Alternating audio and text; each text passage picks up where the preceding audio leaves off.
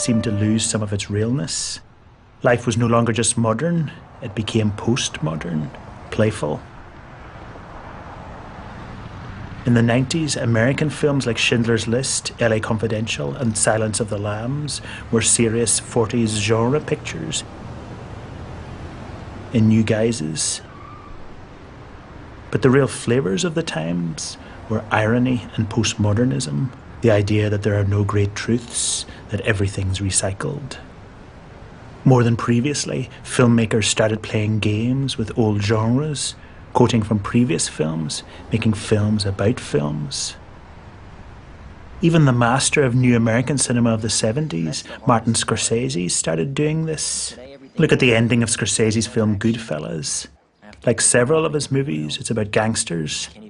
But what's different is that this gangster looks right into the camera, a very postmodern thing to do. I'm an average nobody. Get to live the rest of my life like a schnook. And then, out of nowhere, Joe Pesci shoots right down the lens. A surprising shot until we remember that one of the oldest films ever made, The Great Train Robbery, did the same thing. Scorsese knew this shot and repeated it. Film quoting film, a very 90s thing to do. American movies of the 90s were full of playful twists on old films. In this classic film noir from the 40s, for example, two killers are about to do a hit. The lighting's dark, the shadows are from German Expressionism, and typically, the killers don't say much.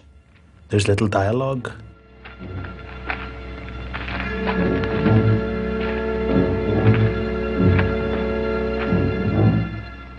Compare that to this scene of two killers about to do a hit in one of the most influential gangster pictures of the 90s, Pulp Fiction.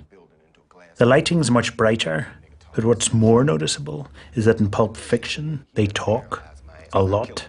You know what I'm saying? I ain't saying it's right, but you saying a foot massage don't mean nothing. I'm saying it does. And look, I given 1 million ladies 1 million foot massages, and they all meant something. We act like they Talking about everyday stuff like foot massages isn't exactly something that Humphrey Bogart would have done. Scenes like this breathed new life into American screenplay writing.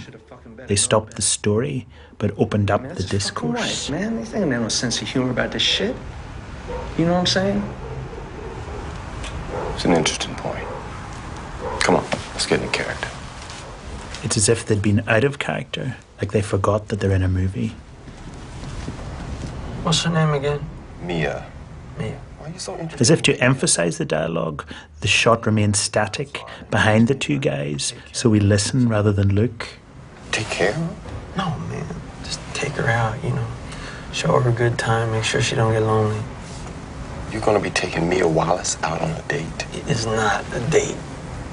You know, it's like if you were gonna take your buddy's wife to a movie or something. It's just good company, that's all.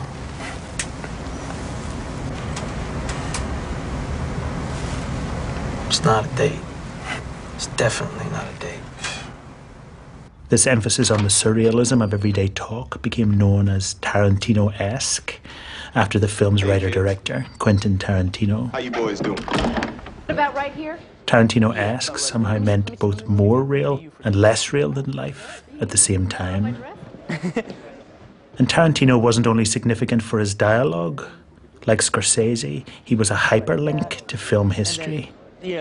For example, he championed in America this Hong Kong director, Yuen Woo-ping, who we've already met. Tarantino then hired Master Yuen to choreograph the Kill Bill films. And look at this scene in Tarantino's film Reservoir Dogs.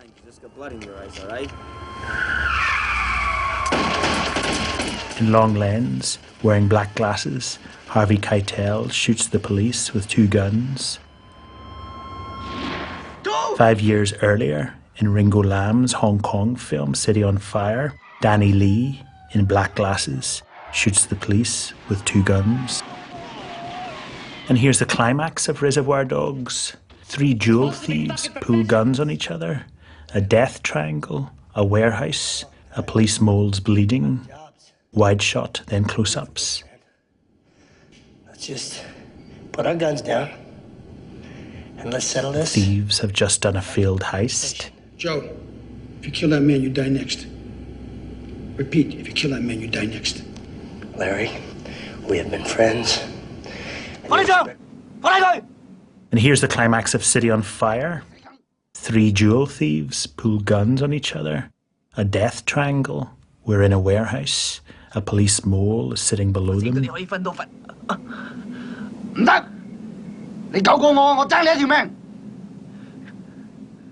Wide shot, then close-ups. The thieves have just done a failed heist.